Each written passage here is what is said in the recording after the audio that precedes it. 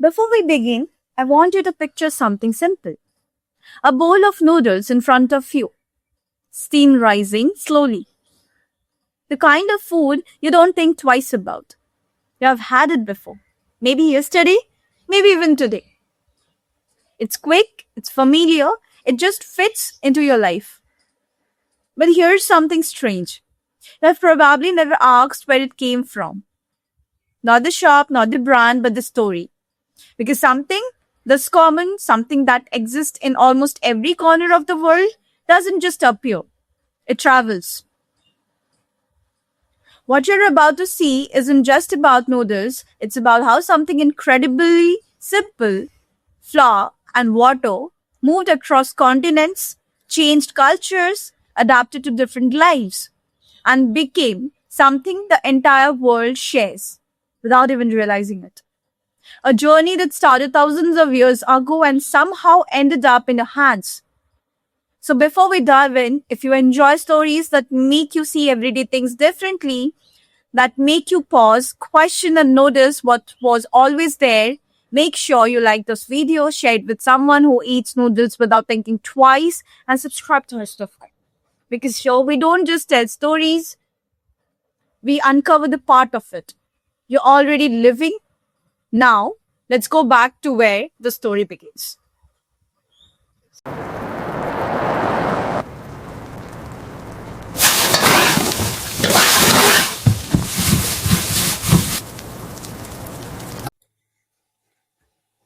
Right now, in completely different parts of the world, the same scene is quietly repeating itself.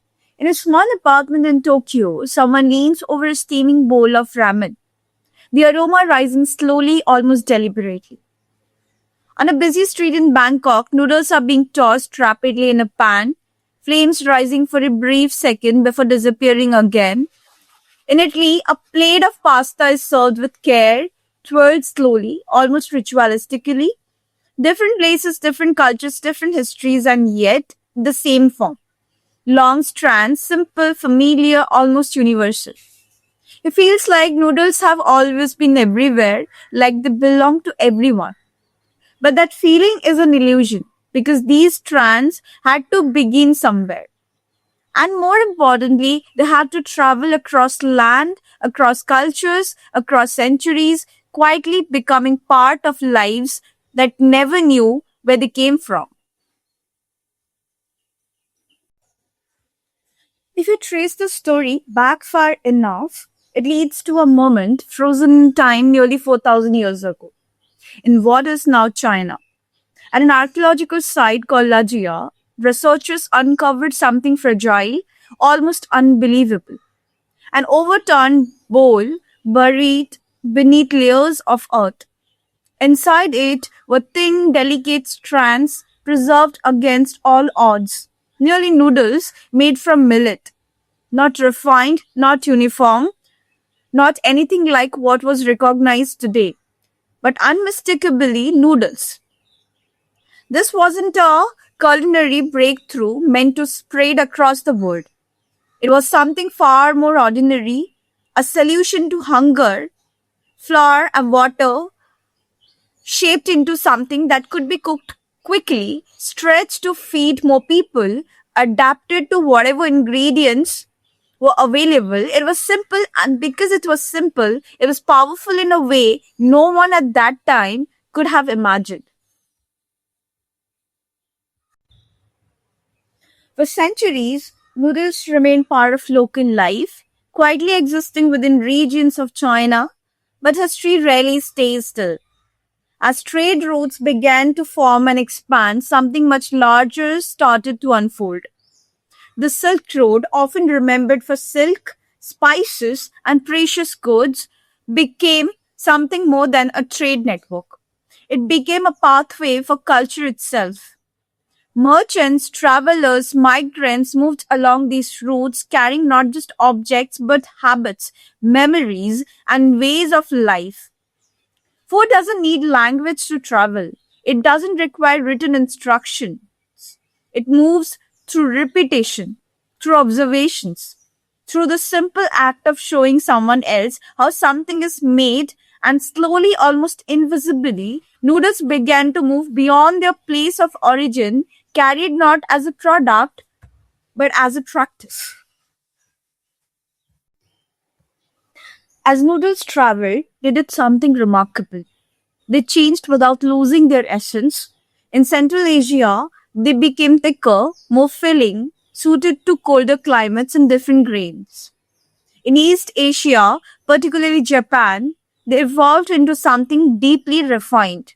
Ramen, soba, udon, each with its own identity, shaped by discipline, technique, and philosophy. And then there is Europe. The pasta emerges as a defining culinary form. Whether influenced by Asian noodles or developed independently is still debated. But what matters more is what it became. In Italy, pasta is not just food, it is tradition, identity, culture. Different ingredients, different preparation, different meaning, yet built on the same fundamental idea. This is what makes noodles unique. They don't impose themselves on a culture, they adapt to it. They become whatever the place needs them to be. For most of human history, noodles remain something personal, made by hand, requiring time, patience, and skill. The process itself was part of the experience. Whereas the world began to industrialize, something shifted again. The Industrial Revolution didn't just change machines and cities, it changed food. Production moved from homes and small kitchens into factories. What was once crafted slowly became something that could be produced rapidly in massive quantities. Noodles were no longer limited by time or effort. They could now be standardized, packaged, transported across regions, and with that shift, something subtle changed. The connection between the person and the process began to fade. In 1958, in post war Japan, a turning point arrived quietly but powerfully. Momofuku Ando introduced instant noodles, a product that would completely redefine how the world consumed the simple food. Pre-cooked, dried, and ready in minutes with just hot water. No preparation, no skill, no waiting. It was more than innovation. It was adaptation. The world was changing, becoming faster, more urban, more time constrained. And food had to change with it. Instant noodles didn't just fit into this new lifestyle, they accelerated it. What once required time and presence could now be done in minutes, almost without thought. From that point forward, noodles became unstoppable. They spread across continents, across cultures, across economic boundaries. Today, billions of servings are consumed every year. They exist in street food stores and fine dining restaurants, in small homes in crowded cities.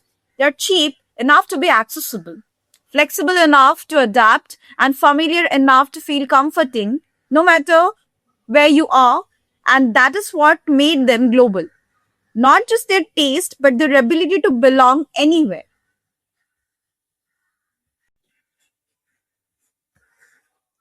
Behind every bowl of noodles today lies a system far more complex than it appears.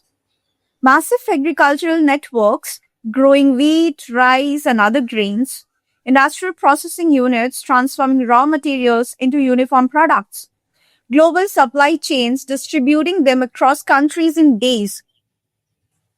It is a system designed for efficiency, for scale, for consistency. And yet, none of it is visible when you sit down to it. You don't see the journey, you don't see the transformation, you only see the final form, the bowl in front of you. Think about the last time you ate noodles. Maybe it was quick, something you made without thinking. Maybe it was comfort food after a long day. Maybe it was just part of your routine. But that moment carries more than it seems. It carries thousands of years of movement, of adaptation, of cultures blending, evolving, reshaping something simple into something universal. And all of it arrives quietly into your present. Because in the end, this isn't just about noodles. It's about how ideas travel, how something small can move across time and geography, changing just enough to survive, but never enough to disappear. Food is not just what we eat, it is history we experience without realizing. It is connection between people who have never met across centuries they never lived in. So the next time you sit down with a bowl of noodles, pause for a moment. Not to change anything, not to analyze everything, just to notice. Because what seems simple has never really been simple. So the next time you sit down with a bowl of noodles, maybe late at night or in a rush between things, or just as part of your everyday routine, pause for a second. Look at it not just as food, but as something that has traveled across time, across cultures, across lives you have never seen. Because what feels ordinary now was once something completely new somewhere else. And somehow it found its way to you. And maybe that's the part we miss. If this story made you look at something simple a little differently, then don't let it stop here. Share this with someone who eats noodles without ever thinking about where they came from. Because sometimes the smallest things carry the biggest stories. And if you enjoy uncovering hidden stories like this, stories that are right in front of you but never really noticed, and subscribe to Histify, because here we don't just talk about the past, we reveal how it's still part of your everyday life.